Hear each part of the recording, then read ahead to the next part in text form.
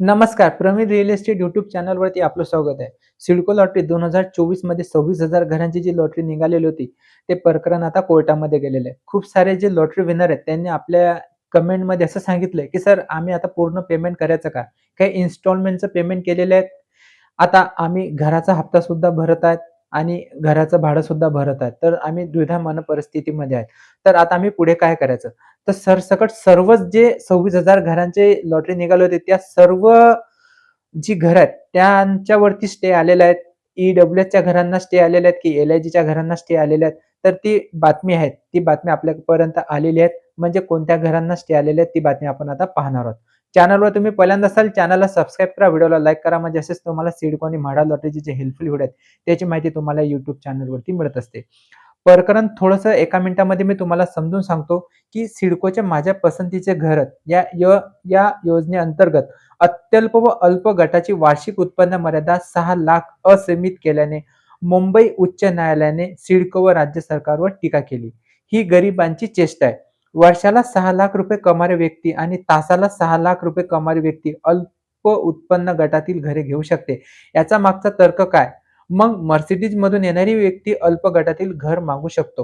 हे दावे प्रतिदावे जे याचिका दाखल केली होती, त्यानंतर सिडकोने सुद्धा या जे प्रकरण आहे यावरती उत्तर दिलं. त्यांनी सांगितलं, की याचिकाकर्त्यांनी जे दावा केला, की प्रधानमंत्री आवास योजनेअंतर्गत 6 लाखांपेक्षा कमी उत्पन्न मर्यादेसाठी ही घरे विक्रीस ठेवली तर ती विकली जात नाही. हे सिडकोने त्या जे याचिका दाखल केली होती त्यांना उत्तर दिलेले आहेत.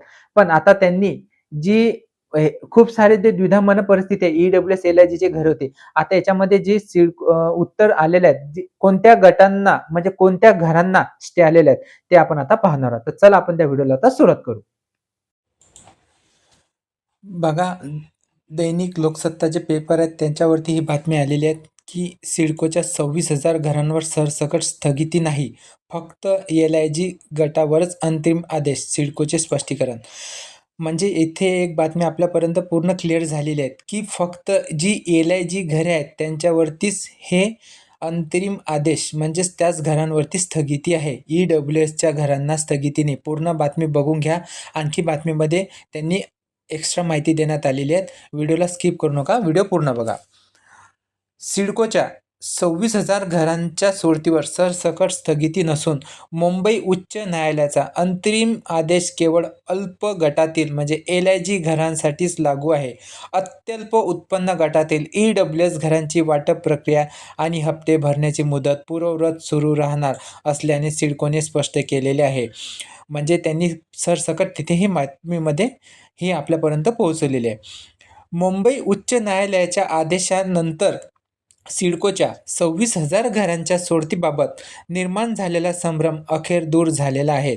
न्यायालयाने सर्व घरांच्या वाटपावर स्थगिती दिलेली नसून केवळ अल्प गटातील म्हणजे एल-आय-जी घरांवरतीच प्रक्रियेवर अंतरिम स्थगिती लागू असल्याने सिडकोने स्पष्ट केलेले आहे.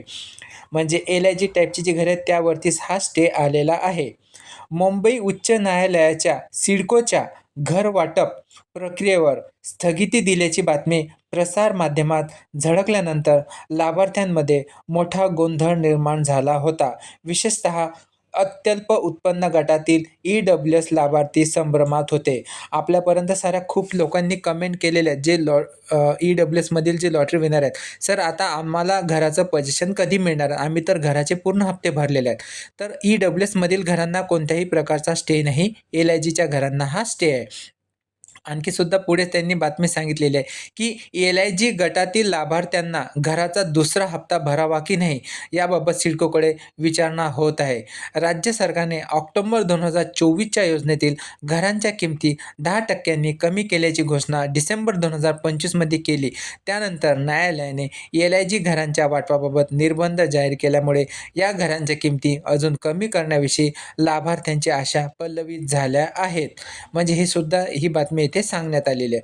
त्यानंतर या पार्श्वभूमीवर सिडकोचे सहव्यवस्थापकीय संचालक शांतनू गोयल सर यांनी शनिवारी स्पष्ट केले, की न्यायालयाने फक्त एल-आय-जी घर वाटप प्रक्रियेला तात्पुरती स्थगिती दिलेली आहे.